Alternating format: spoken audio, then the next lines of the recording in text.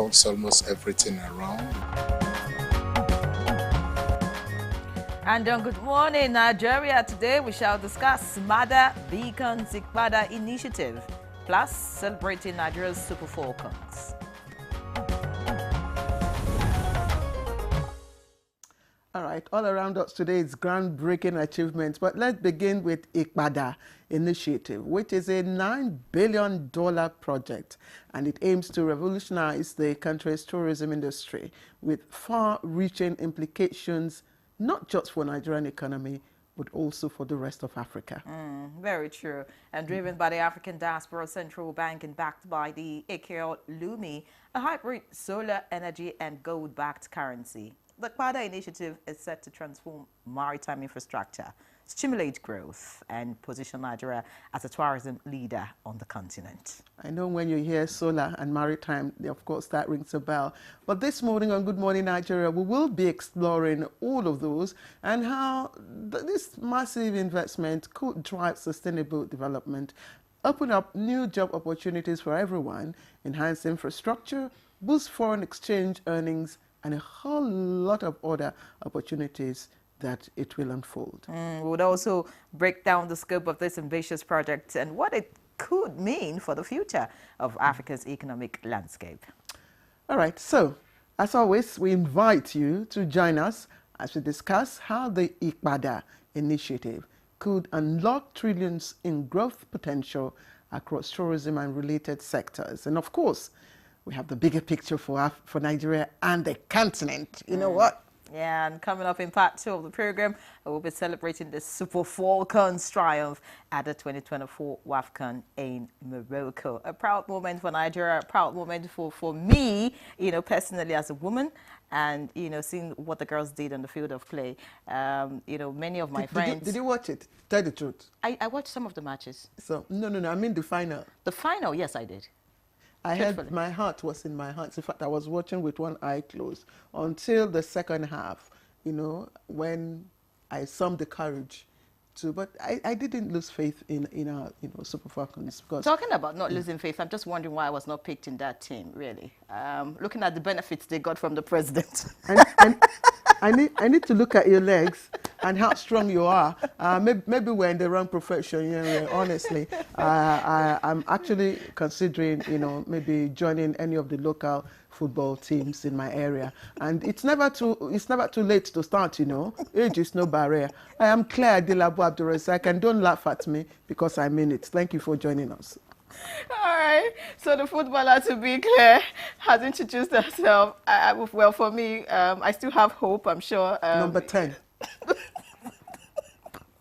Fantastic. Anyways, I'm Henry John. We're live on the network service of the NTA. Newspaper review will be coming up shortly when Chukwudi Okoli-Ogbada joins us, of course. But for now, let's have the morning news. Tessie, are you ready to join the women's team, the Super Falcons? Oh, Ikbada. Which one? You know, is it the Super Falcons or Ikbada? Super Falcons, of course. After the news, we shall pick up our training kits right away. No waste of time. Hello, Nigerians, and welcome to the morning news. On a cheering note, the Super Falcons of Nigeria have been celebrated with a presidential reception for winning the Women's African Championship for the record 10th time in Morocco. President Bola Tinubu and First Lady Oluremi Tinubu led the grand reception for the African champions at the State House. We represent more than the sport accomplishment. It is a triumph of courage, determination, discipline, and consistency. Meanwhile, the federal government has described the victory of the Super Falcons at the 2024 CAF Women's African Cup of Nations as more than a sporting achievement, but a stirring testament to the resilience, excellence, and indomitable Nigerian spirit that the team continue to embody. The Minister of Information and National Orientation, Mohammed Idris, in a statement says, with unmatched skill, stellar performance, discipline, and unity, our national heroines have inscribed Nigeria's name in gold on the continental stage, making the nation proud. On behalf of President Bola Ahmed Tinubu and the entire federal government, the minister salutes the players, coaches and technical crew for their courage and commitment. Mohammed Idris assured Nigerians of the Tinubu administration's commitment to sustain investment in sports development and in athletes by providing them with the resources and platforms they need to excel and inspire. He urged Nigerians to cheer the team on procession from the Abuja City Gate through the Eagle Square and the Presidential Villa, where they will be officially received. And away from sports, Nigeria has initiated the signing of a Memorandum of Understanding MOU with Delbach Group and Campo Group, as the Organization of Southern Cooperation has chosen Nigeria as a site to build its first ever South-South Technology Transfer Center for Africa. Vice President Kashim Shettima disclosed this during a meeting with the consortium on the sidelines of the ongoing United Nations Food System Summit in Addis Ababa, Ethiopia. National architecture. Yeah. We might fall short of that ambition, so be it. Yeah, exactly. But we have to aim at the sky. Yeah. And we have been led far behind. Meanwhile, Nigeria is moving from food sufficiency to food sovereignty as policies towards food security are being implemented. Vice President Kashim Shettima stated this at the ongoing United Nations Food Systems Summit in Addis Ababa, Ethiopia. Let us rise with a shared purpose. Let us build a wall. Why no child sleeps on an empty stomach? Why no farmer is forgotten?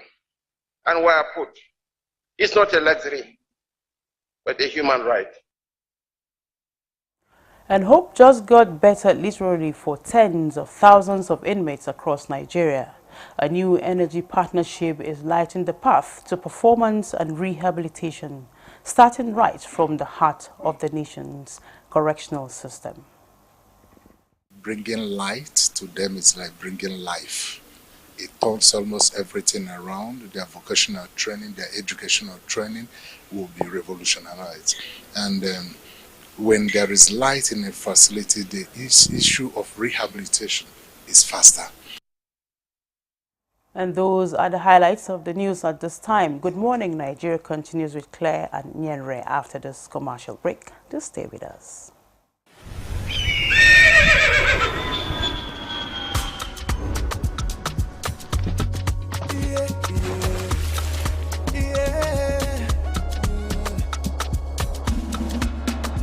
From the Atlantic across the savannah to the Sahara, we rise, a land of the free, we know they tire.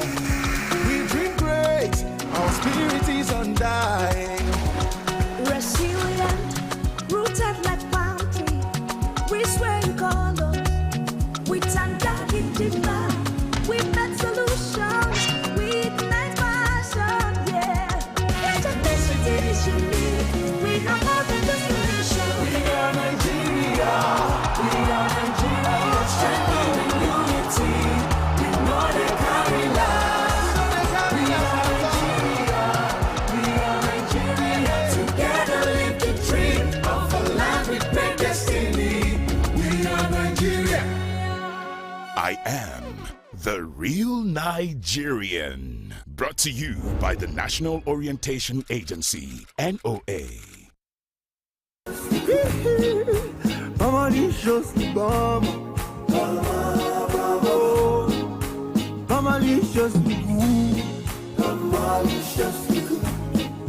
Maliciously good. Nivea Black and White Deodorant, now with 72-hour protection. But what does that mean? 3 cities in 3 days and no fear of sweat and odor. 120 dances with skin as smooth as the moves. Sweat, stain and odor protection. Nivea Black and White Deodorant. Skin is for embracing life. Nivea is for skin. In today's fast-paced world, staying ahead demands peak performance from our bodies. Like never before, our bodies need an optimum supply of essential nutrients, and Supermalt supports our daily nutritional needs. Supermalt has 20 essential vitamins, minerals, and natural extracts for overall health and wellness. One Supermalt a day gives you energy and vitality, improves your mental performance, and supports your immunity. Eligible candidates can turn their passion for broadcasting into profession by applying to NTA Television College, Rayfield, Jos, an affiliate of Ahmadu Bello University, Zaria. Admission for 2025-2026 academic session for a BSc degree in Mass Communication and Diploma in Film and Television Production, Broadcast Journalism and Television Engineering. Entry, JAM admissible score not less than 180 and 100 respectively. NTA Television College as a training hub runs specialized courses in media-related area and other professional fields. For more information, log on to our website at www.ntatvc.edu.ng. Announcer Management. All right, thank you for joining us and welcome. If you've just tuned in, you're watching Good Morning Nigeria on the network service of the NTA, and that's Africa's largest TV network. There's no doubt about that. Newspaper reviews coming up next. Don't go away. Chukwudi Okorubaja will join us in a moment.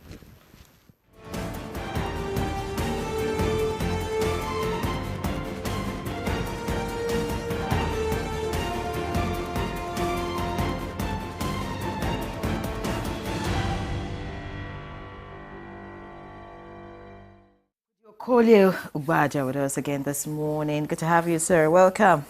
How you doing, and how do you feel about the reward the Super Falcons got? First of all, I was vibrating before you got to me, so let me hide that vibration. Super Falcons, they deservedly were lauded. 155 million naira for each person. I don't know whether that's not an overkill. Yeah, I think 50 million would have done. But then is the discretion of the presidency. Chukwudi is just doing something from the root side. That's how it is. Claire, how are you doing? Anyway, since we've started with that, which is one of the... It's actually the which topic. is the top, yes, which is one of the items on the front page of New Telegraph. Of course, on the front page there, you will find the picture story and the rider to that. Tinubu confers national honors, splashes 4.5 billion naira on victorious Super Falcons and officials. That's a major story on the front line. Just a bit. TCN maintenance.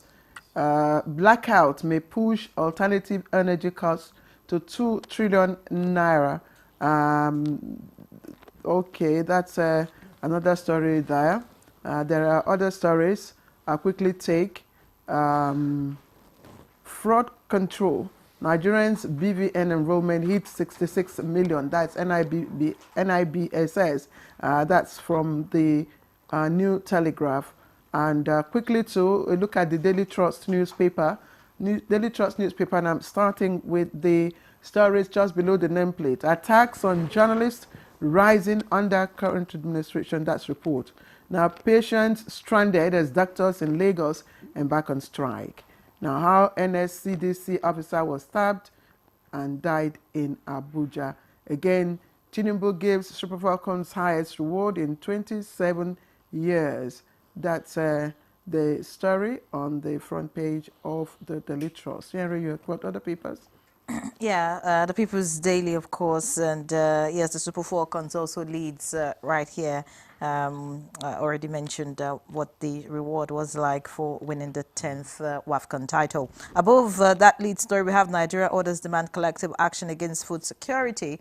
And next, from 12 trillion naira to 200 trillion naira, ADC demands full audit of loans of last 10 years. All right, below the picture story, which of course is that of the players and the president yesterday at the presidential villa. We have Dangote, that's the kicker. Tinubu's crude oil policies strengthening naira, boosting market stability. All of that on page 19. Below that, INEC confirms taking administrative steps on 13 e-Connect post-election mission recommendations. You want to find out what that is all about, page 4 will guide you. And on page 3, you can read up ahead 2027 polls. INEC commences online continuous voter registration August 18. And finally, Adamawa government confirms 25 dead in Sunday night flood. Not a good one. That's on page 7. I didn't want us to talk about the Super Falcons. I think we should leave it to the last, because let's quickly look at other stories. Chukwudi trending. First, there's a story on the New Telegraph about nurses beginning 7-day nationwide strike today. There's also one about doctors, I think in Lagos, also beginning, strike. And again, the strikes by essential workers. Yes, strike by essential workers. Never ever in the interest of the nation, let alone the interest of the individual. Because essential workers would include medical workers. And I keep on saying that health is always the first item on the agenda of any budgeting in any country. Yes. It's something that gives me the jitters anytime it is mentioned. As usual, we would advise, or rather suggest strongly, that whatever the bone of contention is, let's look into it. Everyone in Nigeria is aggrieved at the moment. We are all aggrieved. Nobody is satisfied. So it's a question of how much you can accommodate of the situation, how much you can tolerate the situation. It is not easy for government, neither is it easy for the people. How do we meet one another or each other halfway? We are talking about the government and the people. So let them look into it, see what can be done. I'm one person who keeps saying that medical staff should have extra remuneration in this country. I'm a journalist, I'm not a medical staffer, but I know what I'm talking about. They are given grade A treatment in other, climes. I think that between the previous administration and now, I think there's been a lot that's been done, for medical practitioners, and we must also applaud governments, for the incremental, the rewards and benefits, that and attention given to them. It's probably within what they can manage at the moment. Yes, again, when you consider the size of the economy now and what the country is going, I think you talked about our attitude and conscience. Yes. We must always look at these things with some degree of conscience. There are people who do as much, and do not even get as twice. Exactly. Even in terms of hazard allowances. So what are our priorities like? Exactly. So I think we must measure, our demands with the state of the nation. And I think that way we are able to appreciate what government is doing. Claire, please, I'm sorry. Can I quickly link this to the killing of Blessing Hartman? The NSCDC officer. Yes. I think it's a most unfortunate incident. I don't know the details of the story. I'm reading it up now. It's not a good one at all. It is not a good one. In front of our house. In front of our house. Then when it happened, the report here is that she got taken to more than one hospital and she was not treated because there was no police report. Oh, no. What did we say about police reports and people brought to be treated in hospitals the other time? I think it has now been sent out as a mandate that you treat first. Precisely. Because the Hippocratic oath. In Abuja here? In Abuja, it's a Buhari district. Yes. I know that if the Minister of Health, yes, both the Minister of State and the Minister, I know when they hear about this, I know they will take it up, because I've heard him say, look, accident victims should be treated first, before any other thing. We lost humanity. Yes. I keep coming here to say the same thing. We lost humanity. You see tribe before you see life or a fellow human being. It's not, the other man is really an outside man as far as you're concerned. But when it happens to Claire, it's indirectly happening to Chukwudi. Because if it could happen to Claire, and I'm in the same world with Claire, it means that it could also happen to me. Mine could be a matter of time. Yes, if we learn to begin to think like that, we're going to change our ways. We wait to see what the authorities, both the police and the health authorities, will do and how they will respond to what has happened. Very, very sad, and I hope that the family Really would, sad, my dear. A mother of 4, she took her 9-year-old to pee outside, and this happened. Suddenly they have no mother anymore. So sad, so painful. And they are yet to be identified. At least, thank God, news writing did not call them unknown stabbers. Yeah, we have another one. There's a these attacks on journalists is also another story. On my mind as well. Yes, because, I mean, this is my climb. This is now, my territory. Now, it's not just that it is your territory. Remember, journalists are human beings first and before they are journalists. This paper actually says under current administration.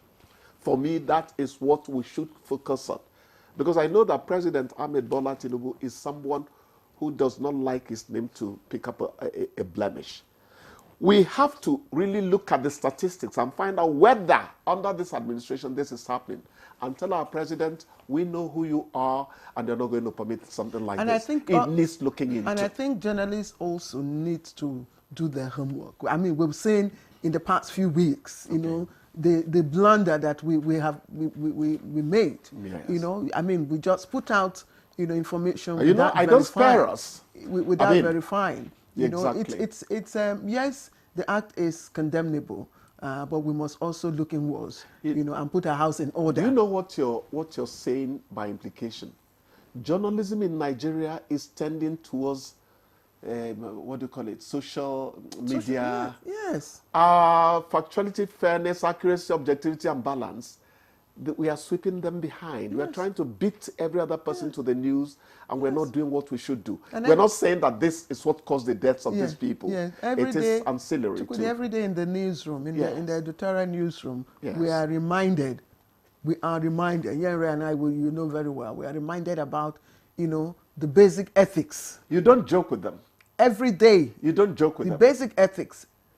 I find myself criticizing the way journalism is going in this country. Grandstanding on the air so that you attract a lot of lights. You become an activist rather than a broadcaster. Who taught you? Where are you coming from? So it's not as if our backyard is so clean. But morbidity is a different matter entirely. Homicide is not, you know. So, all right. If somebody gets killed. Here. I don't know if this will interest you, Claire. Kaduna residents lament as landlords increase rent by 150%. They can price themselves out. Why did you refer to me if it would interest? Of course it will. It may not interest you. Don't deceive yourself. You don't look like a landlady. Please. You wear very good clothes, but we know where your money stops. Exactly. So she's flattering you. She's looking at you as a landlady. Don't mind Henry. But my economics is not very good. But there is such a thing as pricing oneself out of one's market. You take your pigs to the wrong market, you're not going to sell them. You know, so let them be careful. There must be, in Lagos that time, we were told that you cannot increase rent beyond 25%.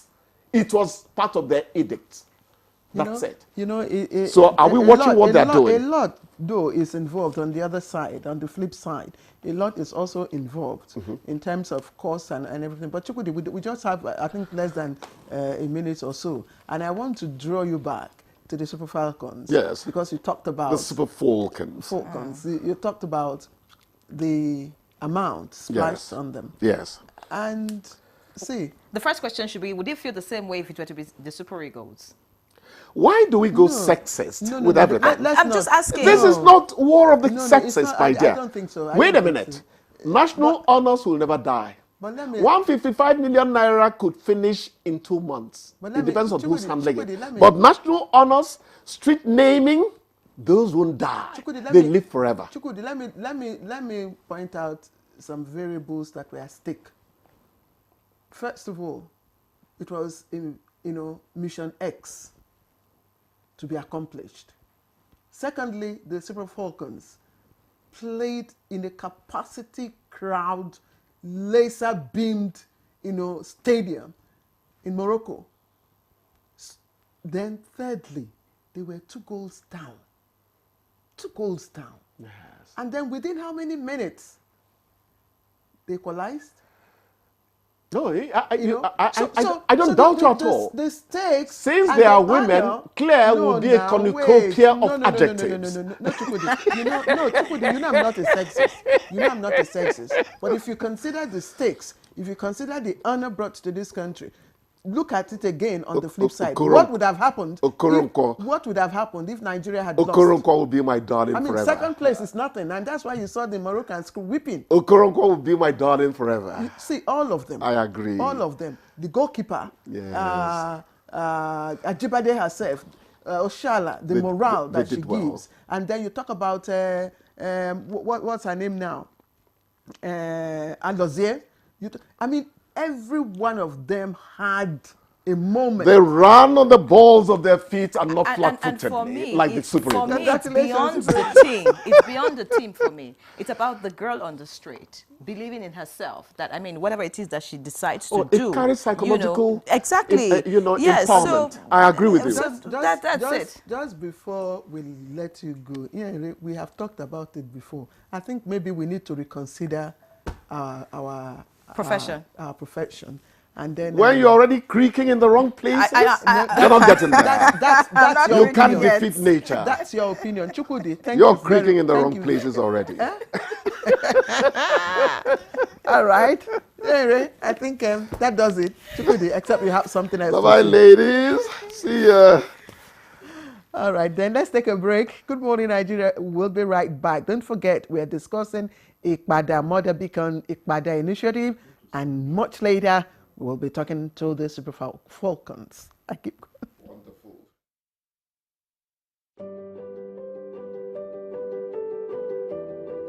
Have you heard the news? The federal government of Nigeria, through its direct benefit transfer program, has started the disbursement of 75,000 naira per household in 3 installments of 25,000, 25,000, 25,000 naira. Each recipient must have a validated national identification number, NIN, to receive the payment on behalf of their household members. To benefit, your household must be in the National Social Register of Poor and Vulnerable Households in Nigeria. The federal government's direct benefit transfer program is helping to reduce the effect of suffering while promoting financial and economic inclusion for the poor and vulnerable population in Nigeria.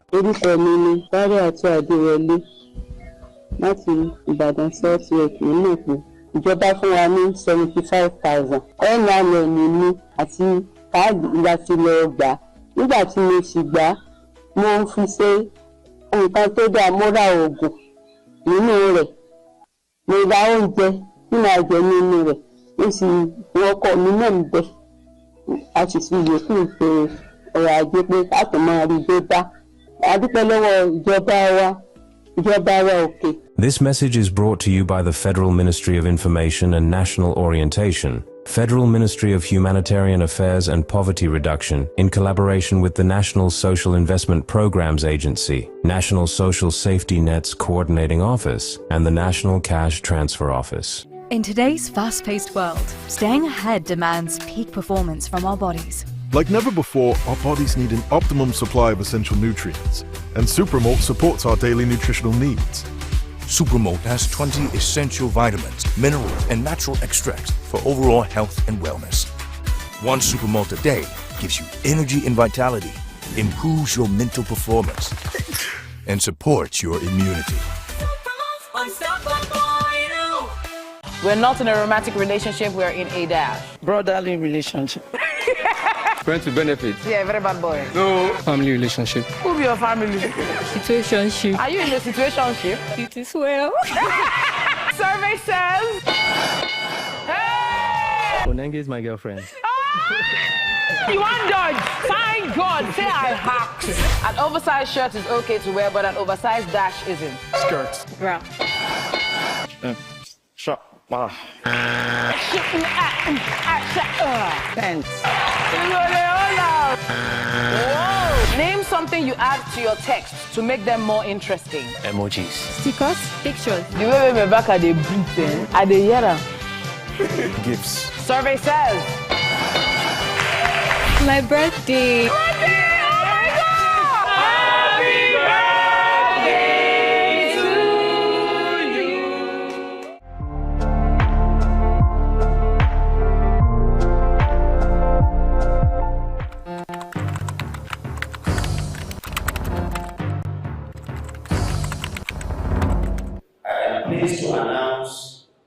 encouraging news from the National Bureau of Statistics, which released the Consumer Price Index, the CPI, for April 2025 only yesterday. According to the report, the headline inflation rate for April stood at 23.71%, this represents a decrease of 0.52% from the 24.23% recorded in March 2025. Similarly, month-on-month inflation dropped by a notable 2.04%, from 3.90% in March to 1.86% in April. This, of course, did not just happen by chance.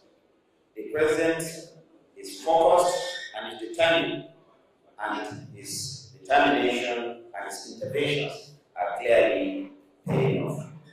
The benefits of reform, though gradual, are real and measurable.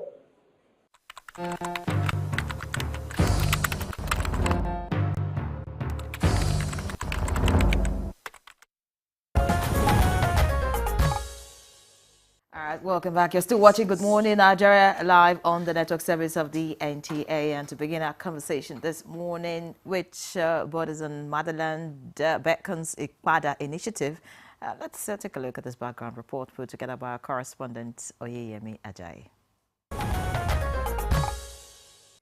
The Ikpada initiative is a Nigerian-led project focused on promoting tourism and cultural exchange across Africa, with a particular emphasis on reconnecting the African diaspora with their ancestral roots.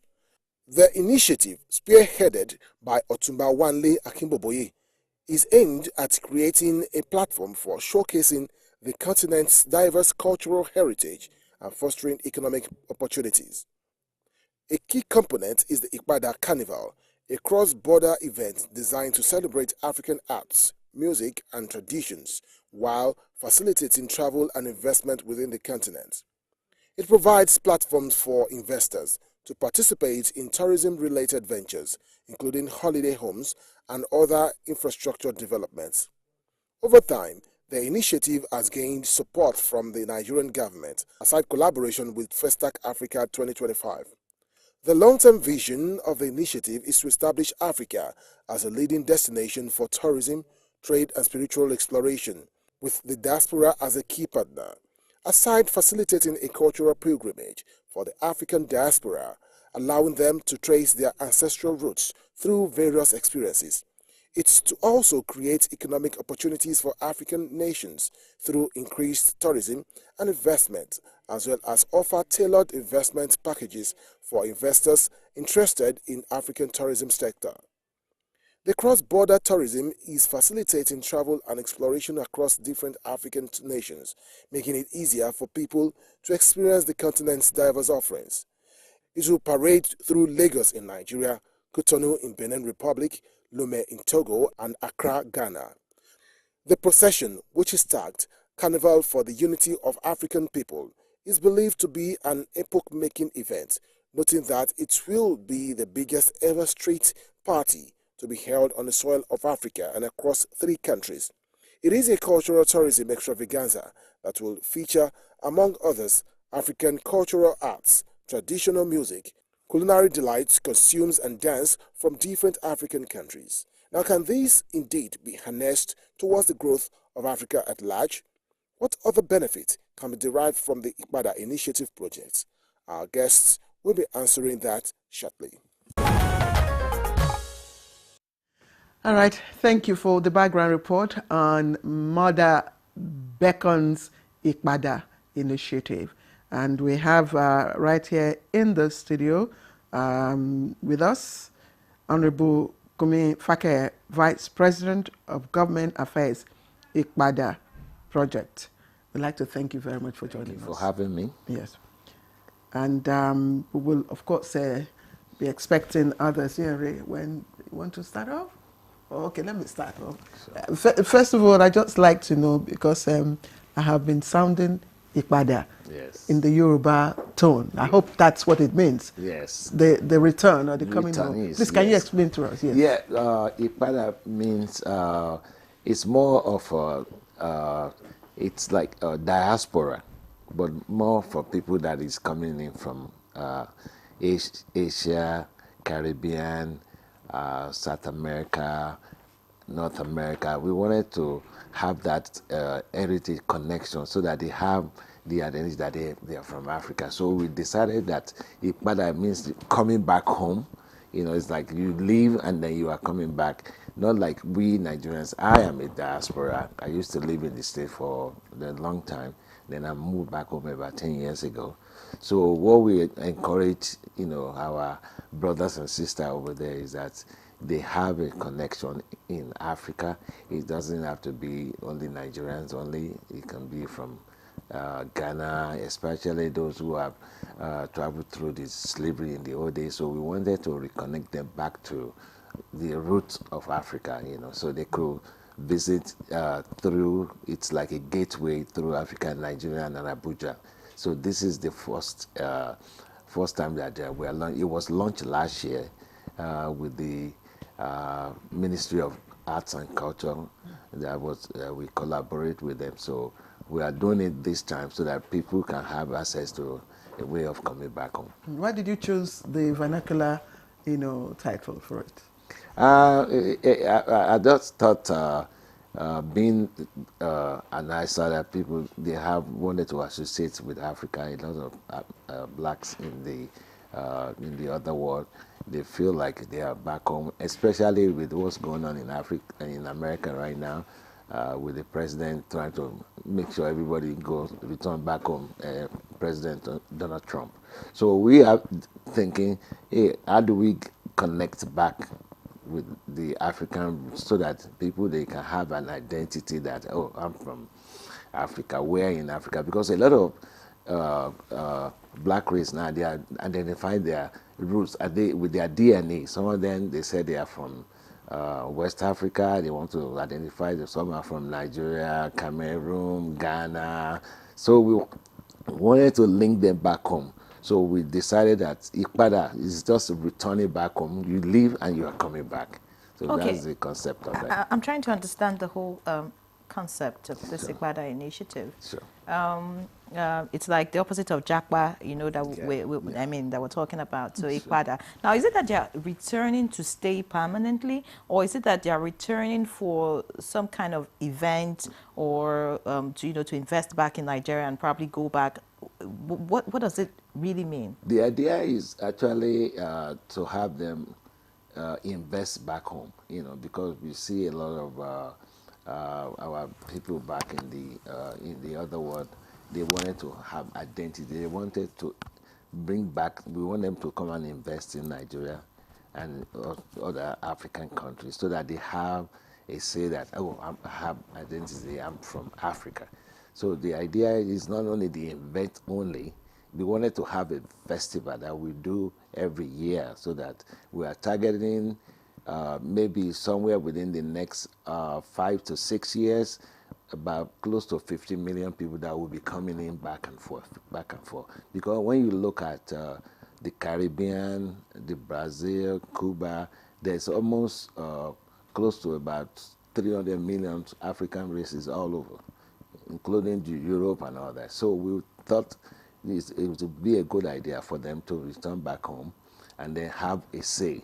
You know, they can identify, like Ghana, for example, they are offering black Americans to have a land for free in Ghana, to give them the identity of being a citizen. So what we do is, like, for example, I'm a dual citizen of America. So we want to have a duplicate where they can have a dual citizen too. You know, the Nigeria Diaspora Week just ended. I think it was last week. Yes. Tell us, how is this different from, what NEEDCOM, is trying to do with that commission and the Diaspora Week that, they started organizing every year? Well, NEEDCOM is basically about Nigerians that are here, that are in diaspora. We were looking at the Ipada assist people that are coming back home, not only Nigerians alone, but a combination of everybody from Cuba, from South America, North America, Asia, and all over there. So it's not only just NIDCOM as for Nigerian coming back home, but it's a whole black race of itself. Okay, so let's before Ian takes the next introduction, let's just get it clear and put it into context. Sure. The Ipada is basically a community of Nigerians in diaspora residing in the areas that you mentioned, yes, coming back to Nigeria. Okay. Or do we have other, people from other parts of the world who have identified, through their DNA with the African culture, yes, that are part of this initiative, yes, that are coming to Nigeria, yes, to do something, which you will tell us later, yes, what this thing is. Yes. Okay, Henry. All right. Before you respond to the question, we have with us now, joining us for the conversation, of course, Otumba Wanle Akimboboye, Dr. Wanle Akimboboye, pioneer of Lakpada Initiative, Ikpada Initiative, and the owner of La Campagne Tropicana Resort. Many thanks for joining us, sir. Thank you. Thank you for having me. Thank you. All right. And also here is all the way from Barbados, we have Kurata Wayat. Many thanks for joining us. Good morning. Can I pronounce my name for you? Sure. My name is Carolita Yard from Barbados. Oh, fantastic. You look Nigerian, by the way. I am. We are Africans, aren't we? Yeah. We all are. It's good to have both of you join us for this conversation. Just before you came in, I was trying to tell Kumi, how we used to recite La Campagne Tropicana in those days in Lagos, Yes, yes, exactly. La Campagne Tropicana, La Campagne Tropicana. You missed it already. It's too late. You missed it already. I missed it. And that was those days when it was somewhere in Ikeja. La Campagne Tropicana, La Campagne Tropicana, La Campagne Tropicana. All right. So it's good to see you in person. Thank you. We grew up in Lagos, so we know what it is. Please share your thoughts on this as well.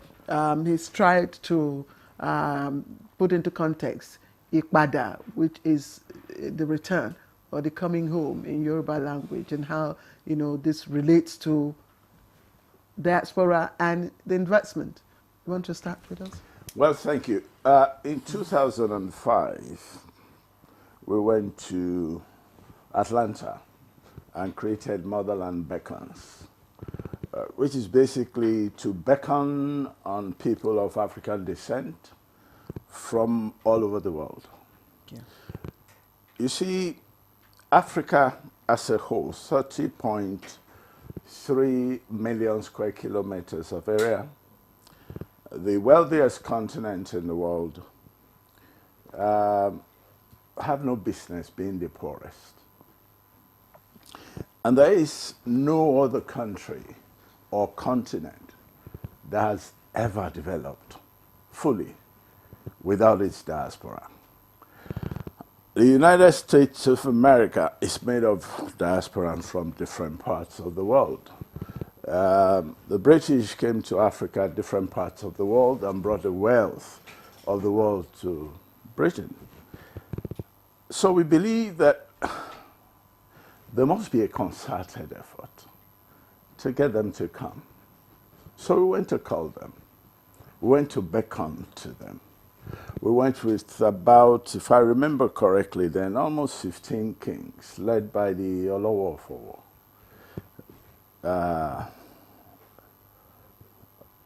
in his blessed memories. And he gave them a command at the time that you must heed the call. You have to come.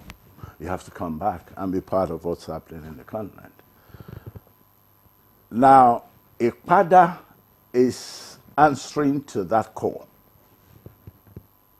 That, okay, you've asked for us to come, and we are coming.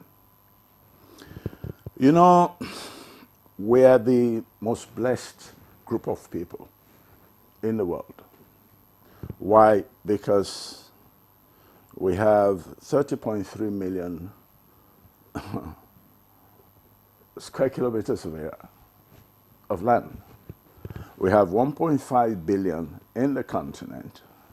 There are about 44 million people in the Caribbean. 30 plus million of them are Africans. You have over almost 50 million in the United States of America. And these folks have about 2 trillion US dollars GDP. If you move on to Brazil, over 120 million. As a matter of fact, Brazil is the second largest concentration of Africans outside of Nigeria.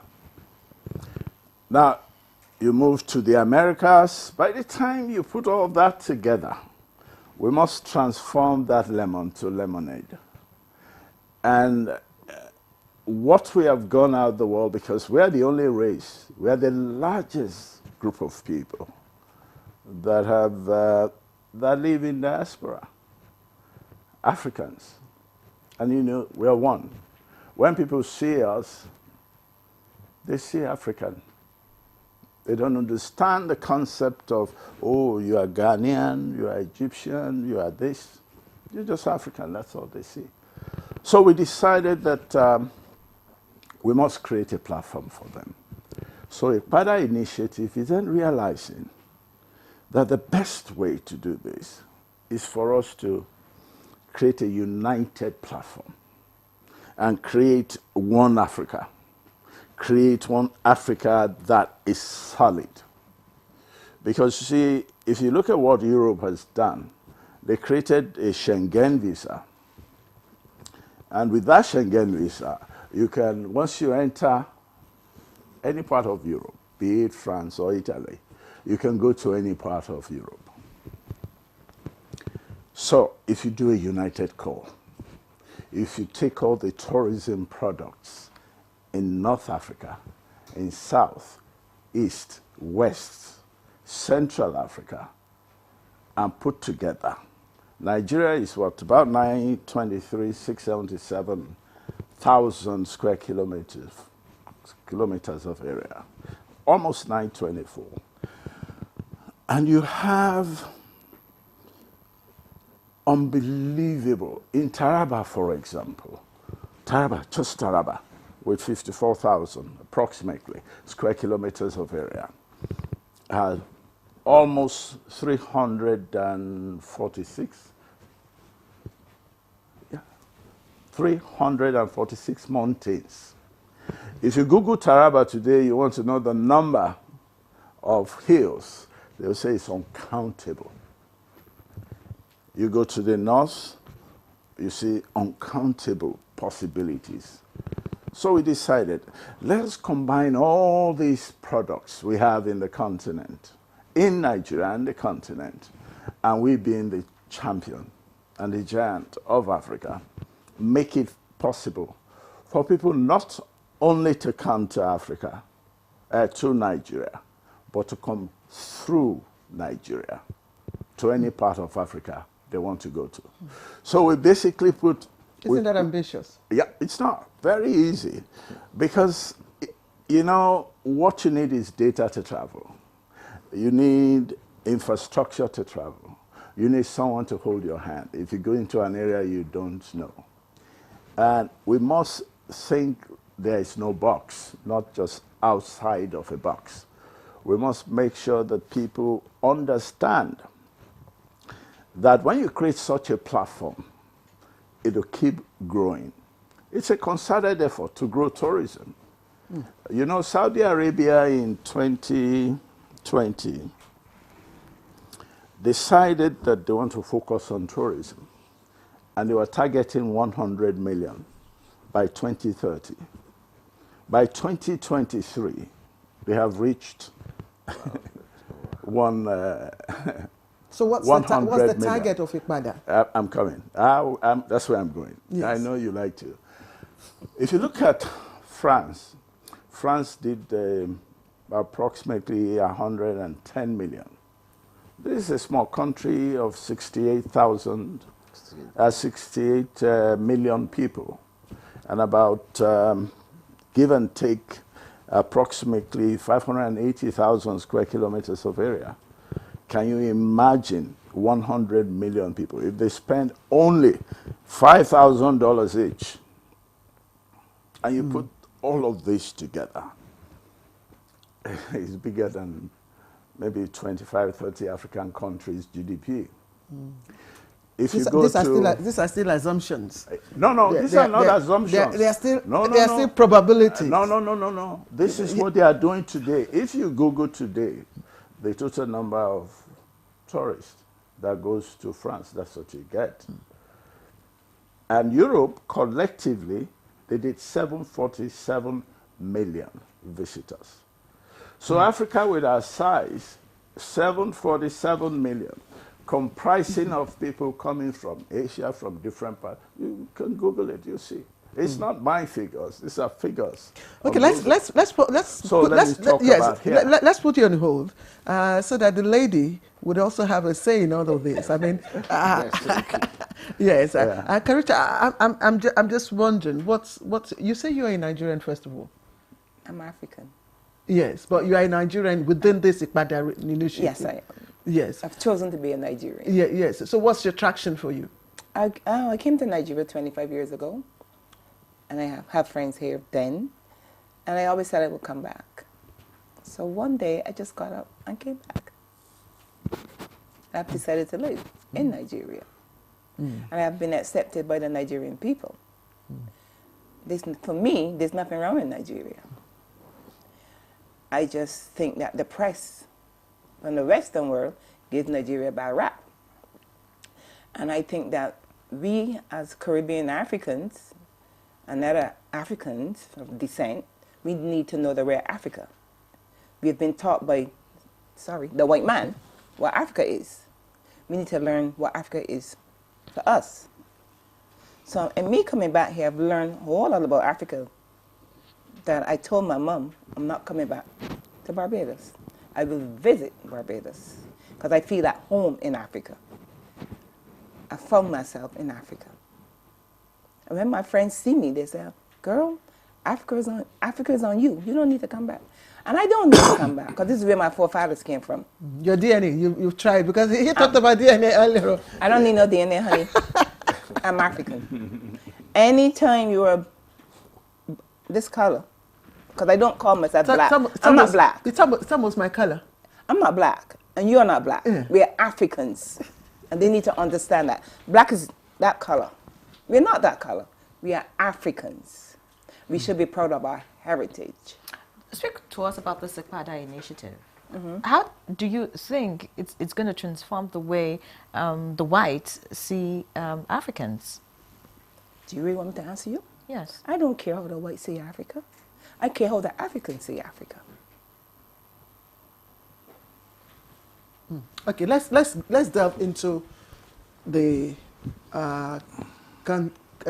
concept, and you talk about investing a massive $9 billion. Ha! Break it down for us. In which area of course you talk about tourism and all of that, but talk to us about this investment.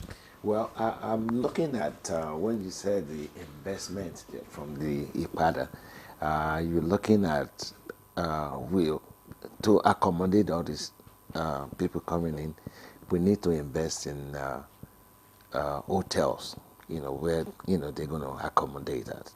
They're going to be buying a lot of goods going back and forth, restaurants. There's going to create a lot of employment that the GTB, what we're looking at, the GTB will increase. So people coming in to invest, they will buy lands, they will invest in real estate. So there are so many areas that this will impact the economy of Nigeria and Africa as a whole, not only in Nigeria alone. So we're looking at people coming in areas of, like we said, Nigeria will be the gateway. Abuja was where we are launching the program now. and then we go to Lagos in November, where we're going to have a festival. So when you look at what the impact of what people are bringing into the table, it's more, it's a lot of investment in that will help the economy of Nigeria. Sorry, I still haven't really understood, the context and scope. Is it a cultural festival that is holding, or are you coming in as diasporans with investment drive? Okay. Maybe I should take that. Yes, okay. If you don't mind. No, please. There are two parts of a PADA initiative. A PADA initiative is the return on a daily basis to all parts of Africa. Okay. So what we've done is that we've gone to all the 55 African countries, harvested all their festivals, all their entertainment, everything they have that is meaningful. And that is what we have put together as one unit for Africa. Oh. So a John Doe from Denver, Colorado, goes on his system. Say, I like to go and see what's happening in DRC Congo. I want to go to South Africa.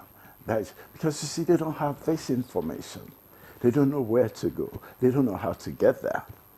So they come on a daily basis. We're not really about the festival. The festival is just a tiny bit of it. What is important is that daily return.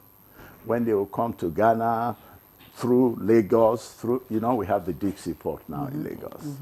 I give you an example. We started, when we started the movement with the deep sea port, we coined a particular word saying that from slave ships to cruise ships.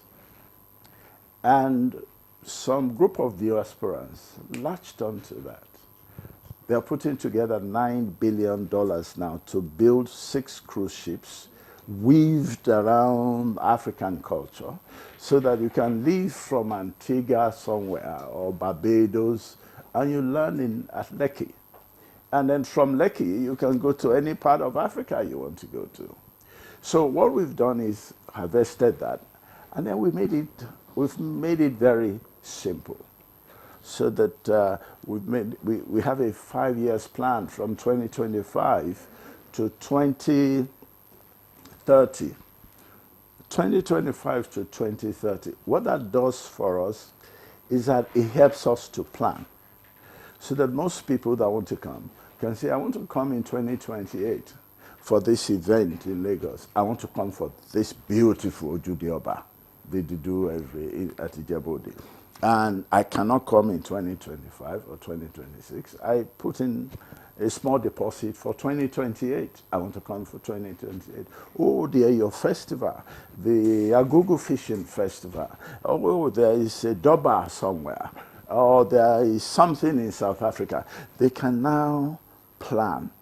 So what that does for us, it helps us to also plan. Because if you know we're expecting 100 million people by 2028, then it means we have to tell our indigenous hotels that you've got to expand. We have confirmation of 100 million people coming in 2028. Dr. So for example, what the diaspora, what Abike Dabire, and they're calling Nigerians to come back.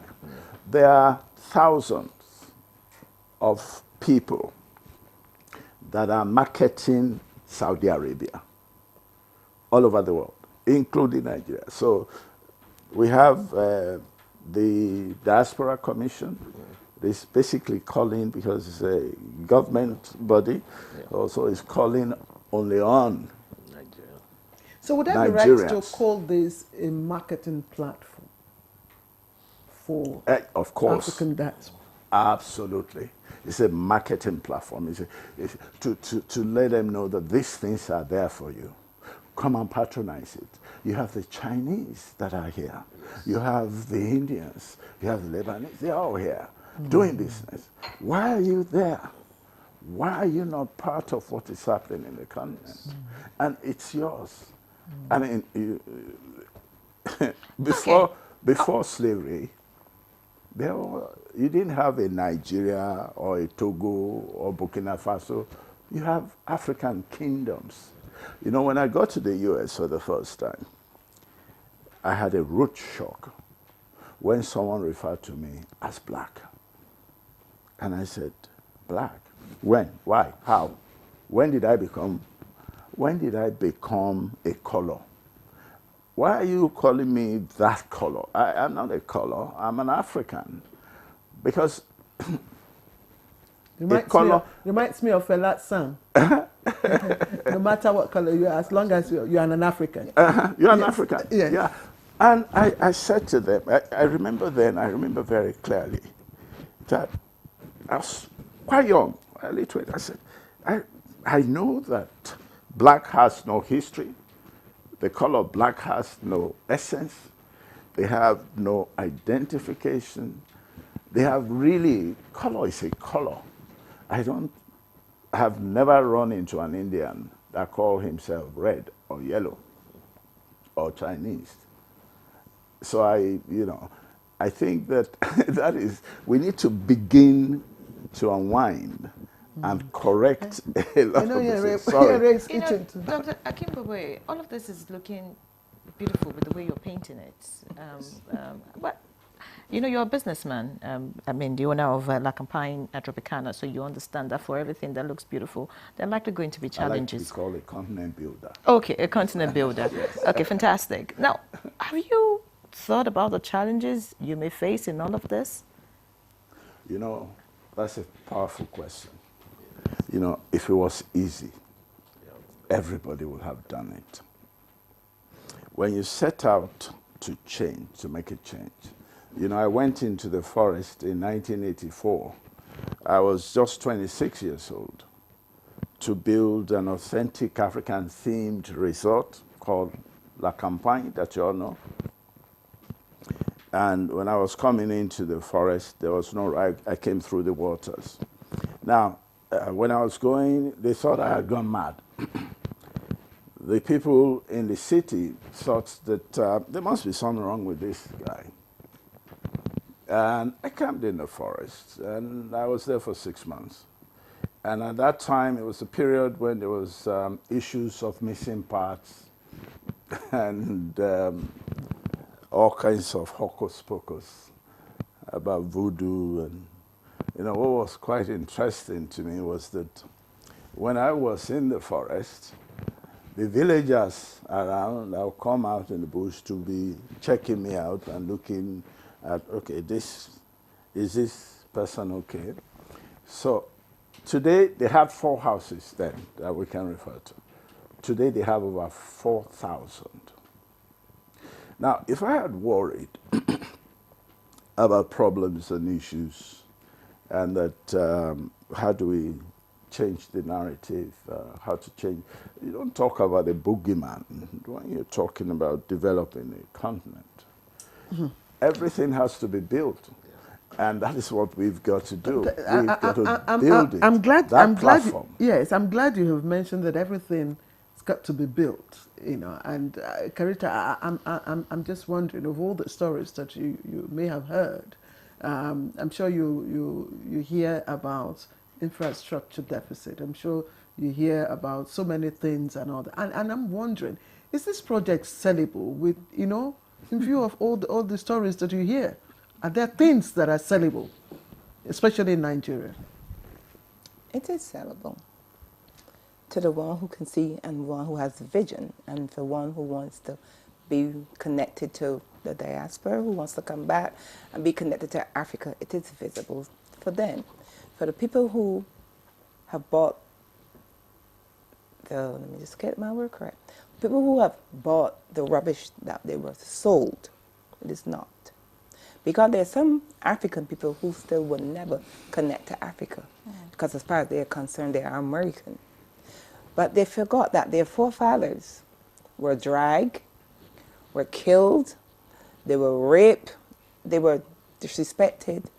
And because of that, they are in America, calling themselves Americans.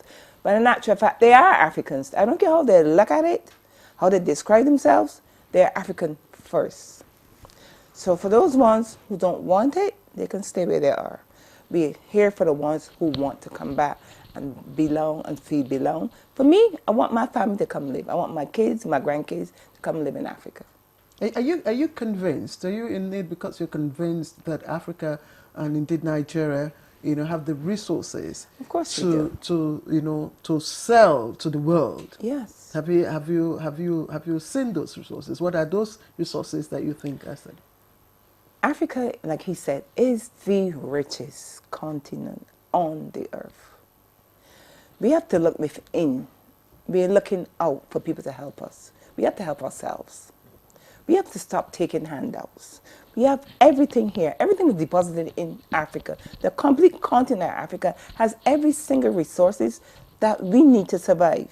But yet we depend on America, France, UK. I don't understand why we do. Because we really don't need them as much as we think that we do. They need us more than we need them. Because if you look, they have been taking, stealing what belongs to us. Now, I'm one that is here to reclaim what was taken from me. Okay. I'm just wondering if there are many others, in Barbados that also have this perception that, look, Africa is the place to be, yes, where you hear talks about corruption, you hear Forget talks that. about... Hold on. Yes. Corruption where? America corrupt, Egypt corrupt, Israel corrupt, China corrupt, the whole world corrupt. Why single out one little country out of all the corruption that's going on? Because what, we are different? We are not different. As far as I'm concerned, we were first. I think the motherland is first. People come to take from us. France, what has France been doing? Living off of who? Us. You know what I say? I'm sorry, but I'm just me. Leave us alone. Give us back everything you took from us. Go your way and let us keep what belongs to us. Okay. Who will survive? Okay. Many thanks, Karita. Let's get to Honorable Fakir now. I'm thinking, do you think that all of this, beyond just bringing people, back to Nigeria and, of course, to Africa, would this promote economic growth and integration? Because, amongst us, we have some kind of divisions. We have economic challenges. So how would this impact on all of that?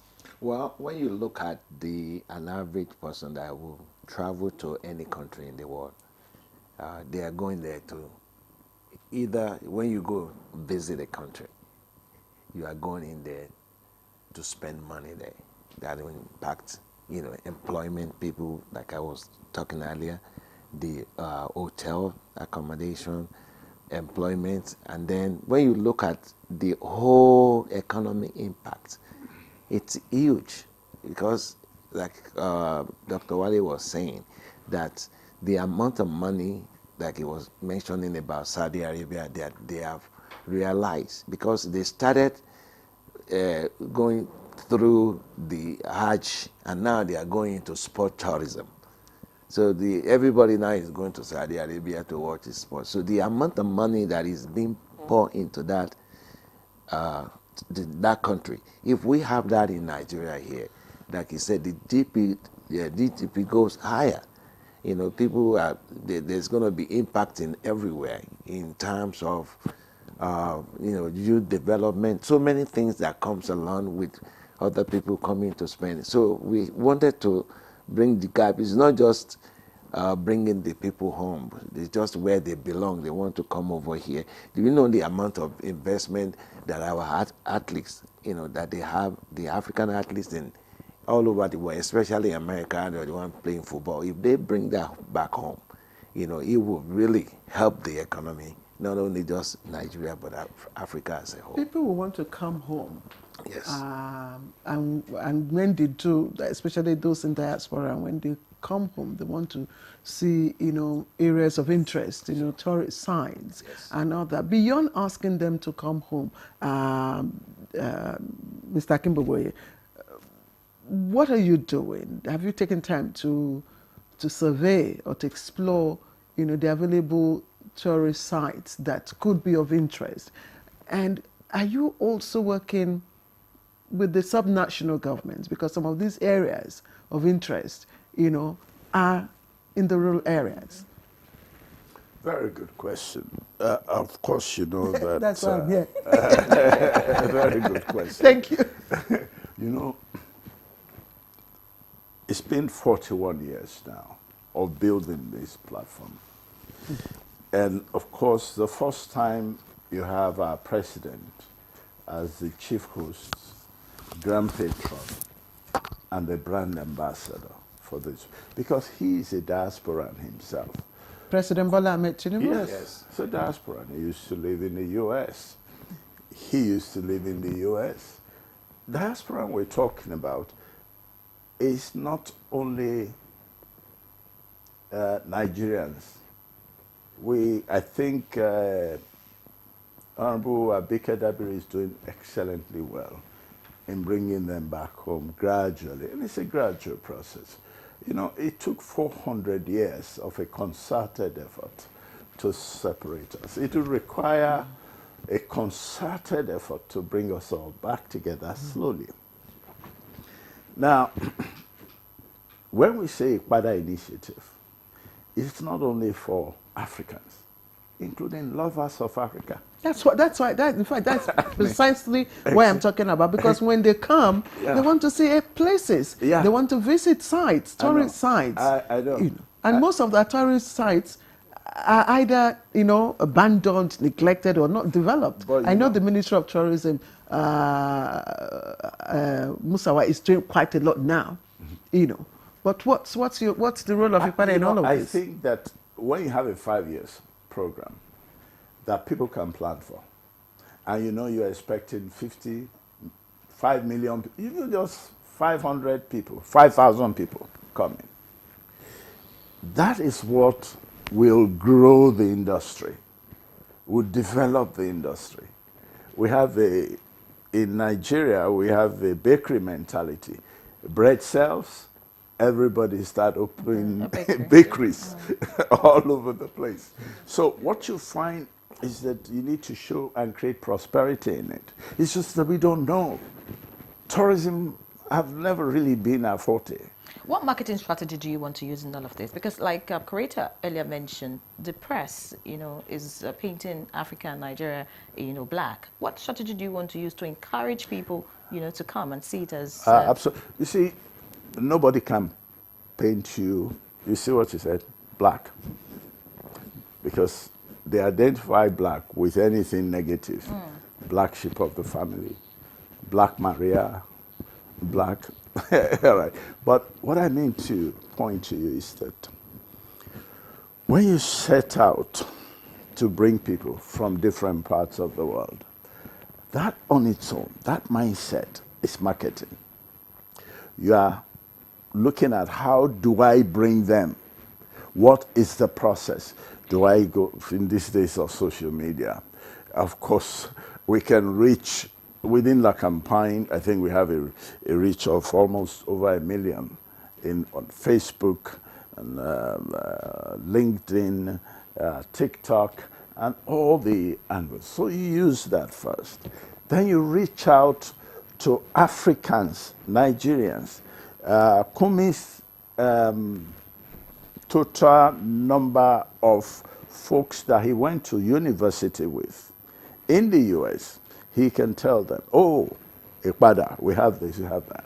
If maybe 100,000 of us that are back in Africa now, when I go to my alumni, Bowie State University, and I say, come back, join this event on a regular basis. You don't have to say, I want to wait till November, December. You come every day. Anytime you can create time is when you should come. It's not only associated with November, December festival.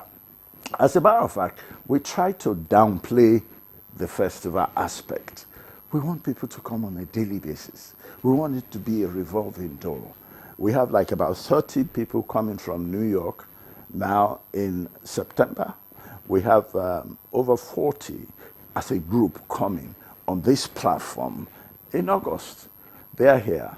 There are 4 people that arrived. No, 2 of them. The third one just arrived today from Jamaica. I mean, she's supposed to be here with us. They arrived. And let me tell you how easy it is. And they spent approximately 3 days flying. Am I right? 3 days. They went first to Addis Ababa to Lagos.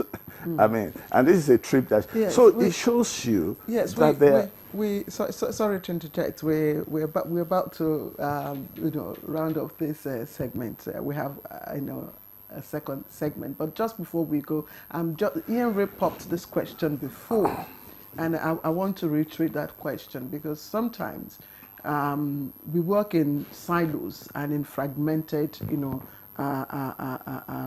manner. She's asked, why this isn't mainstreamed within, the larger scope of NITCOM. No, well, the NITCOM will be. We need NITCOM with all private sector. I hope you know that tourism is a private sector initiative. It's definitely not government. All right. Government okay. is I think you've supposed answered. I think maybe a last word from Karita. Yes. So what's your message now? Now that you've come home, we welcome you. But what's your message with regards to this initiative? Message to people out there. Yes. Not Nigeria. Not the. Generally. Yes. Africa is a beautiful place. We have missed out on a lot. I have missed out on a lot, I think. I welcome the diaspora back. And I will say that since I've been here, I have more than 100 people wanted to come here. Back. By the way, what's your favorite Nigerian meal? What's my favorite Nigerian meal? Oh my God. I'm trying. I eat Gary. Gary, oh. and native soup, Ibu. Because Egusi soup. Yes, that's my favorite. Great. Yeah. Thank you so much, Karita Wayat. I hope I got that right now. Yes. Citizen of Barbados. Yes. Should I say in Nigerian? / But all right. An African. Many thanks for being our guest, and of course, we wish you all the best in this project. Honorable Kumi Fakeye, Vice President of Government Affairs, Igbada Initiative. Thank you so much for joining us. And yes, Otumba Dr. Wanle Akimboboe, pioneer of Igbada Initiative and owner of the Campine Tropicana Resort. Many thanks for being our guest. Wish you the very best. We hope that in 2030, like you said, you come and tell us all the progress that you have made. Before that. Or even before then. Can you try La Campine Tropicana? No, I can't try that. Let's go on a break. What I want to try is play football. And that's our next topic, talking about the Super Falcons. Stay with us. The unit is the Naira, while the minor unit is the Kobo. They are both in notes and coins. The Naira is more than just a medium of exchange. It bears the images of our heroes. So, stop abusing the Naira. It is a criminal offense to spray the Naira at events. Stop stepping on. Started recognizing female filmmakers. Female filmmaking and filmmakers was not really a thing initially because it's still a male-dominated sector. But suddenly, women are being put in places that has been able to give us opportunities and open our minds to so many different and unique things that we have been behind the scenes and been deprived of. Now we've seen that this avenue has been presented for us. We are being recognized globally. When we go out there, female filmmakers are now being like put among top 10 of everything that's happening in the world when it comes to filmmaking. So now when we have this kind of opportunities, all these kind of opportunities being presented to us, what do we do as female filmmakers?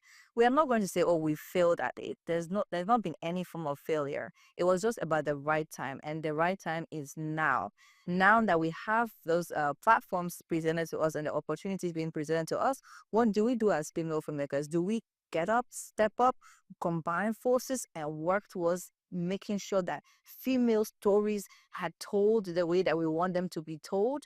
Or do we just sit back and still be afraid to push forward?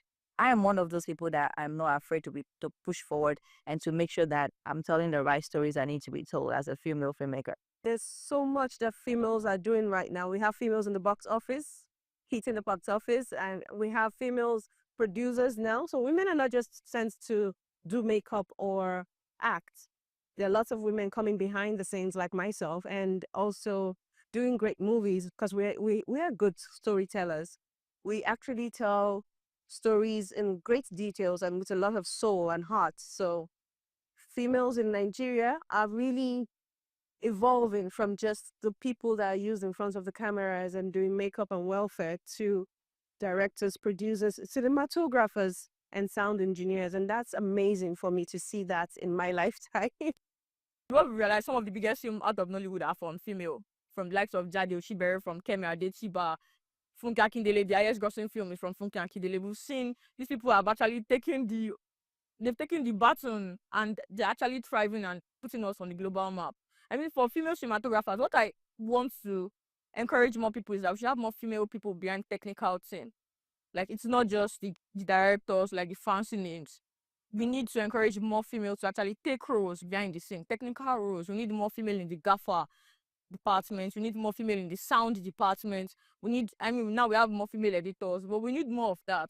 What that does, encourages other people. You're not just going into the film industry as a makeup artist. You know that you will thrive if you decide to take on other roles that are technical because you think that you give you a job. I tell people that it's not just about training people. Do they have pipeline to actually grow?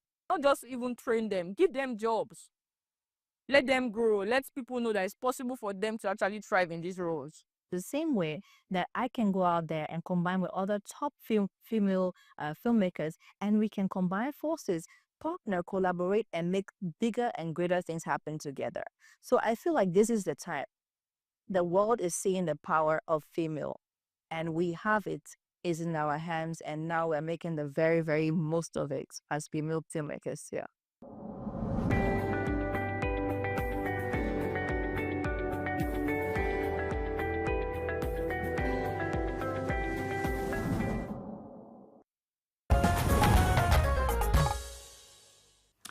All right, welcome back from that break. As we mentioned earlier, it's a historic moment for Nigerian sports. The Super Falcons have done it again, and they were super excited. They have claimed a record extending 10th Women African Cup of Nations title after a thrilling 3-2 comeback victory over host Morocco. Now everybody, including you and Ray, is now a football lover. But I've always been a football lover. Just that. Anyway, as Yere said, from 2 goals down at halftime to a sensational second half turnaround, the Super Falcons showed true great resilience and, of course, team spirit. And their triumph has sparked a wave of national celebrations across Nigeria, and with congratulatory messages pouring in, beginning, of course, from our President Bola Ahmed Tinubu and the First Lady Oluremi Tinubu, who actually delegated 2 solid female ministers to Morocco, and you saw them, hugging Ajibade with the trophy. It was a pleasure indeed. Yeah. And like the women, Minister for Women Affairs would say, it's women o'clock. Now, indeed, the president hosted the team yesterday and rewarding each member with national honors of OON, in addition to a 3-bedroom flat and Naira equivalent of $100,000 each. Just wondering, what am I doing being a journalist?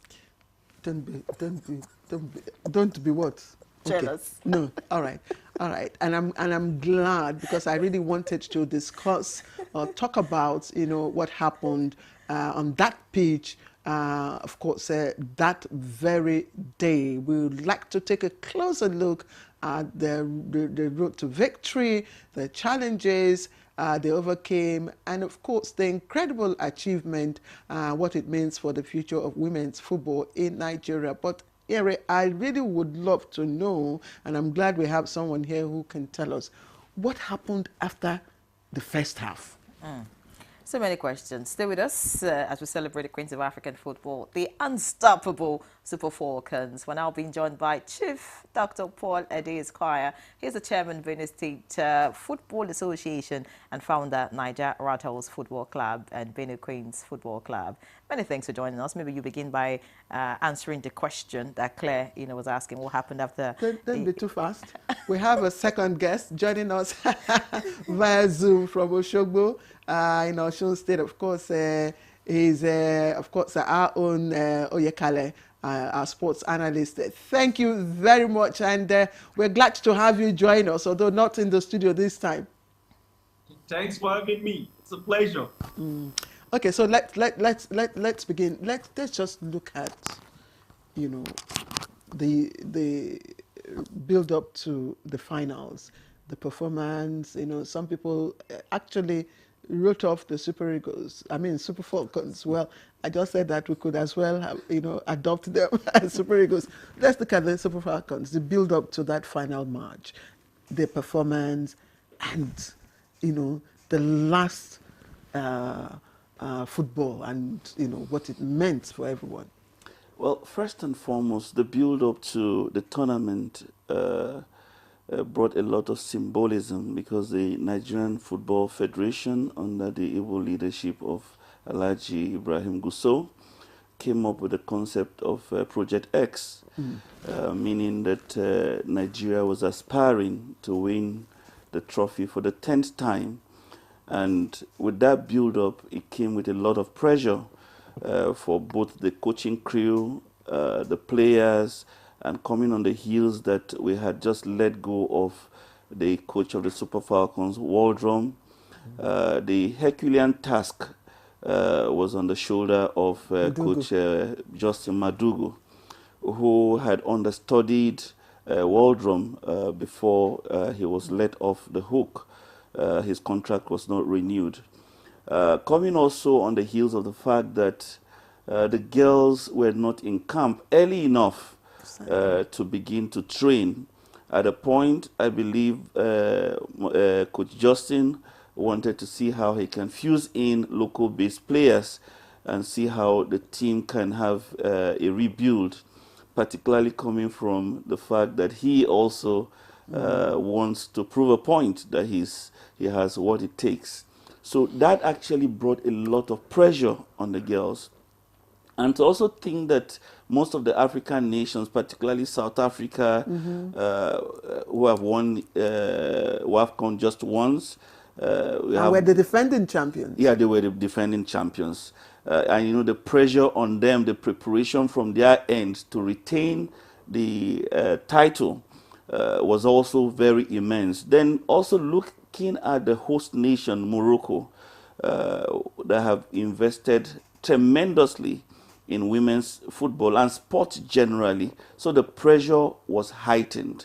And that you could see from the starting point, where we struggled to even play a draw at our final group stage match. Then, of course, we won 5-0. And, of course, the pressure kept mounting on. And for the finals, a lot of Nigerians didn't give the Super Falcons much opportunity. And you could hear what the president said just yesterday, that after the first 2 goals within the first half, the pressure on him was so much. So you can tell that this has a lot of implications for our president, the #1 citizen of Nigeria, to be put under pressure by these girls. You can tell that even the girls were under immense Not pressure. only put under pressure, he was he became hungry. Hungry because the girls didn't allow his wife to cook for him. Yeah, because the first lady needed to watch the match before continue with his meal. Just imagine the sacrifice. But let's get to Oyekale now. Watching that tournament. Let's focus on the final. That's like the star of them all. What was the most memorable moment for you? And speak about Rasheedat Ajibade. Every player in that team did great. But speak about her because she won the most valuable player. What was it about her style, about her play that made her stand out?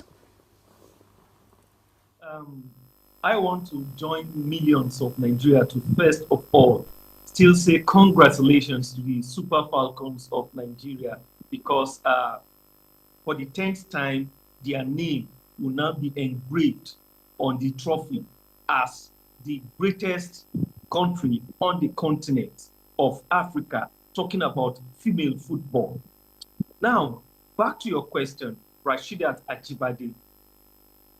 When we went 2 goals down, it was not as a result of bad play or maybe Morocco played better than Nigeria, but rather just 2 moments of carelessness, 2 moments of loss of concentration, which really let them down, and Morocco took their chances. And before you know it, we were 2 goals down. But one thing that Ajibade did was that she never dropped her head. The spirit was still high. And that is the leadership you expect from a captain.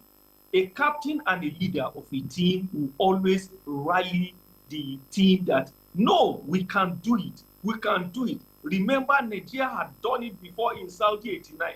After going 4 goals down, they came back and they won that match against USSR at the World Cup.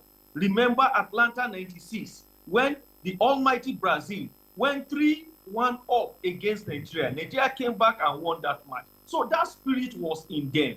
And before you know it, in the second half, the fight started and we got that well-deserved penalty that was converted against all odds with distraction, because Nigeria was not just playing against 11 players, but they were playing against the crowd and against those distractions with laser lights on their eyes and everything.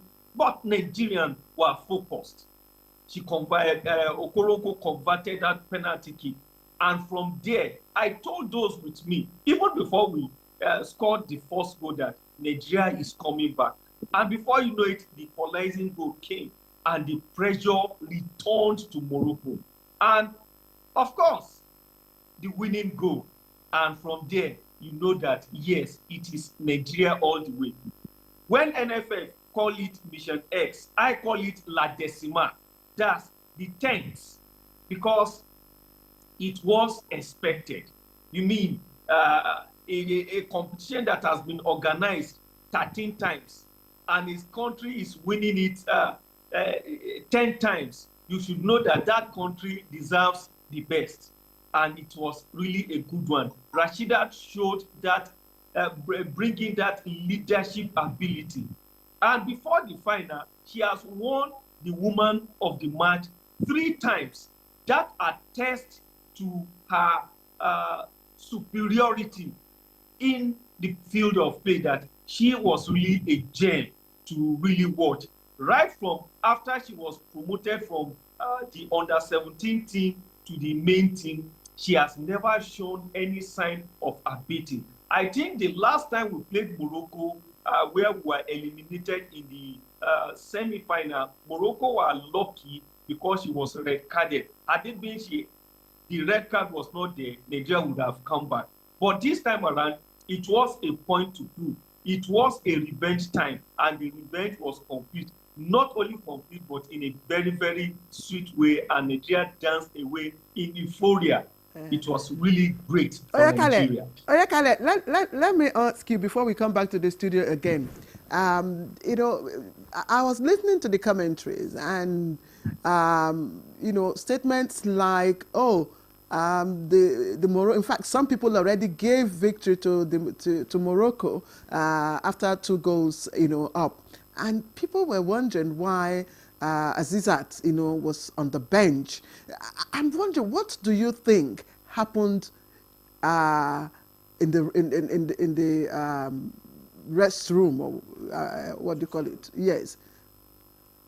Well, I am not the coach, so I will have I wouldn't have the facts about why Asisat was on the bench. But you saw when she came in, I think that fear factor that Agbabola was on the pitch, that fear factor, that fever got into the defense line of the Moroccans. But you wouldn't know why she was on the bench. It could be as a result of a knock or of injury or technical or tactical reason. That was why she was kept on the bench. But as Nigerians, we expect to see the 6-time African footballer of the year. As a matter of fact, the greatest female footballer from Africa sitting on the bench. And when she stepped into the field, I think she brought in that uriah. She brought in that excitement, that urgency that Nigeria needed. And alas, it came with a result, and Nigeria won. Though she did not score, but her runs off and on the ball really brought in some life and confidence into the team. Some people said it was the substitution.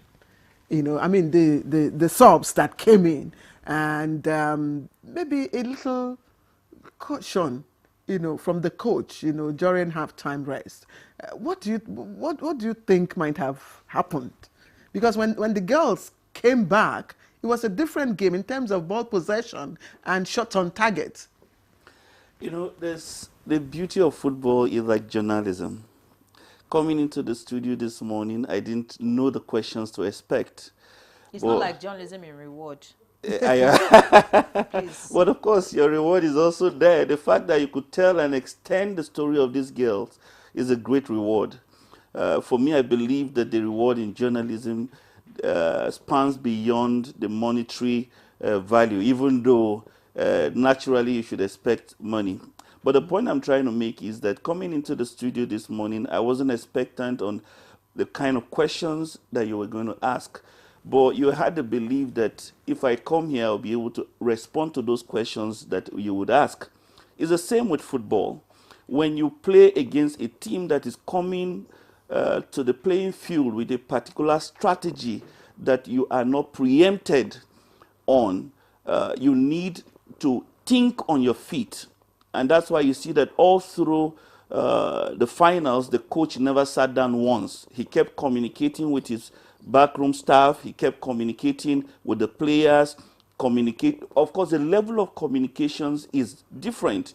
And I believe that the coach must have noticed the few lapses he had with regards to the strategy that was implemented by the Moroccan team. And that showed how the game evolved and how he continued to transit from one level to the other. I also believe that the fact that Azizat, who is like he described, Agbabola, was on the bench is because the pace of the game required that you also field players, because when a coach selects his team, he looks at whose strength will be able to match the energy of the opponent, the strategy of the opponent. And I believe that for this particular tournament, some of the players he had could give him what the result that he wanted. The result that he wanted. Now, talking about this particular team and the 10th title, this 10th title is really loud, and many thanks to the president for making it louder. Before now, I mean, the Super Falcons have been winning titles, the first, the second, third, seventh. I mean, many Nigerians, many people were not really interested, and then the kind of support that we're seeing now wasn't really there. What do you think this particular title would do to women's football, or let's say football in general in Nigeria? Well, first, it shows that football has come of age, particularly women's football. I give you a bit of background about me. When I forayed into football development, the area I chose was a road that is least traveled, which is women's football. And people ask the question, why not get into the male football? You sell a player, you can make up to $1 million, $20 million. And I said to them, for me, football is about looking at promoting the girl child, because a lot of girls today who would have been stars playing in Morocco and getting the kind of reward that we have today could not, because it is believed that football is the men's game. Many parents don't allow their children to play football because they believe that the transition of a woman's physique, who most African mothers feel that a woman should grow up, get married, grow their children, have children, and all that. What the president has done is to show that, look, every mother, every father should be able to give their children, their female children, the opportunity to be able to play football or any sport, as the case may be. And I also believe that this 10th title had wider implication. One, to the president. It's kudos to the president. It has shown that he is a sports-loving president, because what a lot of presidents before him could not do, he has been able to do. Returning the Ministry of Sports to the Sports Commission and appointing technocrats to head those institutions. For me, it shows that he believes that sports is a panacea for youth development, and that happens to be one of the critical agendas that Mr. President has sought to sell in his renewed hope agenda. And I also believe that the hope of these young ones have truly been renewed. The hope of the coaches have been renewed. The hope for women's football in Nigeria has been renewed. And a lot of people might also tend to think, the president is doling out $100,000, calculating what $100,000 can do. You know, Nigerians will have a way of spending money for people. If he had carried this $10,000 and maybe built one stadium and all that, that is not the message the president is trying to send. I hope you did. I wish you didn't talk on this now, because I was going to ask you. We talked about it earlier on, but please hold this thought on the president's largesse, splash on the Super Falcons, because I'd like to bring in Oyakale into our conversation. You touched on the earlier on when you were responding to our questions on the position of the coach. Found himself. He had to take over from a foreign coach. Here is Coach Madugu, who is a Nigerian, someone you will call a local coach, where people have been clamoring for an indigenous coach, for football teams or for any sports team like that. Here is this man who took over at a critical dying minute in the stage of the tournament, injected. He did not rely on the professional players. He also injected even street players, and he delivered. Oyakale, what do you think about this? And, does this send a message, to even the NFA and NFF and all the football stakeholders about the potential in an indigenous coach? Well, before now, we cannot expect less from any coach coaching the female team, because both the indigenous coach, the foreign coach, or any coach, even the female, that was the former Super Falcons player that have anchored the team, have all won the WAFCON for Nigeria. But where it is different for this coach was that he took over at the 11th minute. It was looking sudden for him. He wasn't really expecting it because issue with Waldrum and stuff like that. So the baton of leadership suddenly fell on him. But he never disappointed Nigeria. He was bold to select his team, because for you to leave out a player like a Gift Monday, a player that could even be the captain of some other national team in Africa. So he selected his team, he had his own team, and he played his own style, which really made it. And remember, in years past, Nigeria looked so dominant because we were bullish in women football in Africa. But these days, other African countries are measuring up with Nigeria, especially talk about Morocco. Put the distraction and the controversy aside.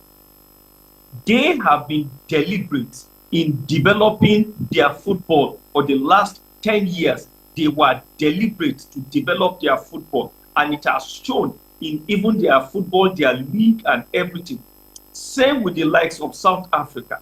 Unfortunately, in our own domestic league, you cannot say the same. But we have to rely on the individual brilliance of these ladies, and also those that are applying their trade abroad. And we're even lucky to have ladies of Nigerian descent that were born abroad that decide to really represent their fatherland. And you see, talking about the reward system is part of what could encourage all these ladies to participate. So kudos must go to the coach for looking both inward and outside to really, get the best for Nigeria, because selection should always be based on merit, not on favoritism or nepotism, but rather you select the best based on merit and form. That is how you select football players. Merit, form. Oyekale, we have some messages. This one says, congratulations to Nigeria and Nigerians. Congratulations to our great female heroes, the Super Falcons. I'm sure Claire has some more messages. She will sure take them. But you see, I'm thinking of something. I'm thinking what prayers... sorry I'm asking this question, but I have to ask because, you know, a lot of people have said that it was the god of football that saved the Super Falcons. And speak to us about your faith, really. You know, I mean, this would be a motivation for every other person, whether you're playing football or not. You know, the odds could be against you. I think that it was the faith of the girls. And, you know, like one of the players had a band on her hand that read about Jesus is King and all. And then you could see that, you know, they had a superior belief in something, right? That, you know, they could do great on the field of play. How did that help in them winning this tournament? That's one. Then two, government. Because we know that the president paid all their entitlements even before the final match. Did that in any way do some magic? I mean, to their minds, like, you know, Nigerians are behind us. If, you know, if we're getting all our entitlements even before we're done with this tournament, then it means that we have to give them back something, which is bringing back the trophy. Speak about that. Well, football is also a game of motivation. It's a game of hope. It's a game of an expectation. And, you know, before the commencement of any tournament, the rules are set. The prize money is, of course, an expectation that every nation participating in the WAFCON expects at the end of the day. For me, I believe that in Nigeria, we have a very religious nation. We believe in God immensely in whatever we do. Even when you listen to the First Lady yesterday, you heard her praying for the team in the name of Jesus. You heard the President also praying for the team. And for someone who has known Ajibade for many years, she is a born-again Christian. She doesn't hide it. And in the field of play, even the shirt she was wearing inside of her jersey read Jesus. I'm sure if you saw her, she pulled it off at the point and you could see Jesus.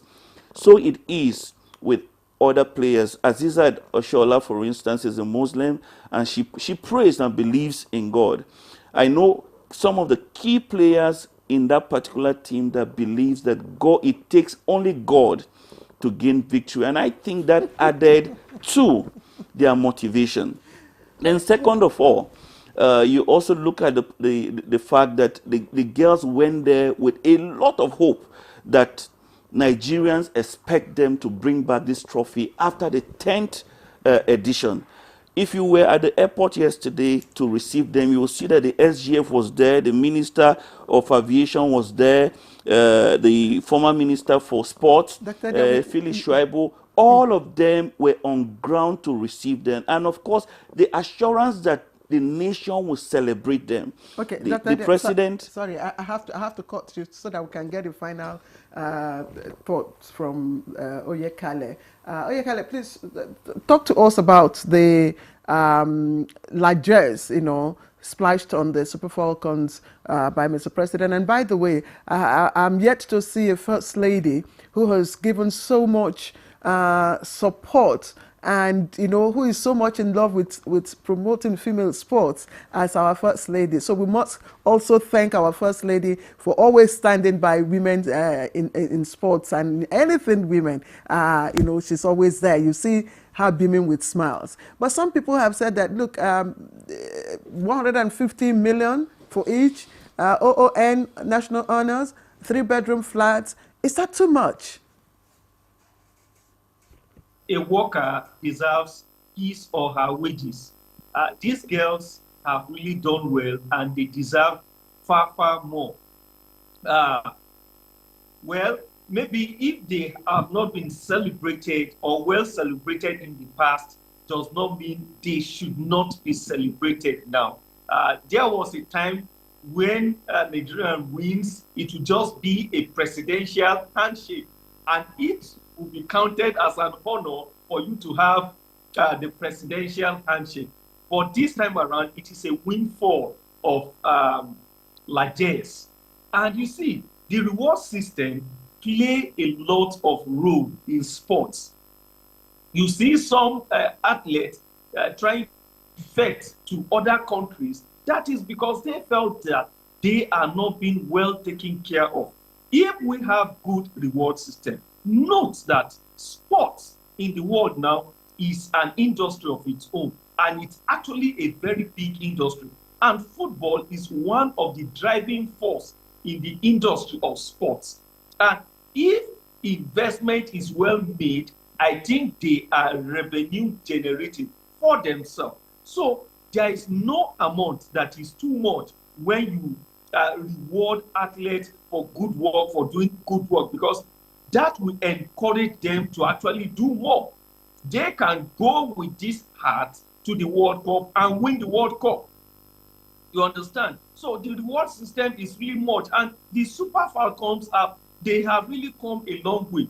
Many people are even talking about the 10th title, but actually the history dates back to 1991 of this competition. That was where it started, when Africa was to qualify for the World Cup in 1991, which Nigeria won. The second edition was in 1995 again, which Nigeria won, before it was now organized as a tournament in 1998 to qualify for the World Cup in 1999. Many thanks, Jacob Oyekale. It's not too much. I agree with your thoughts on that.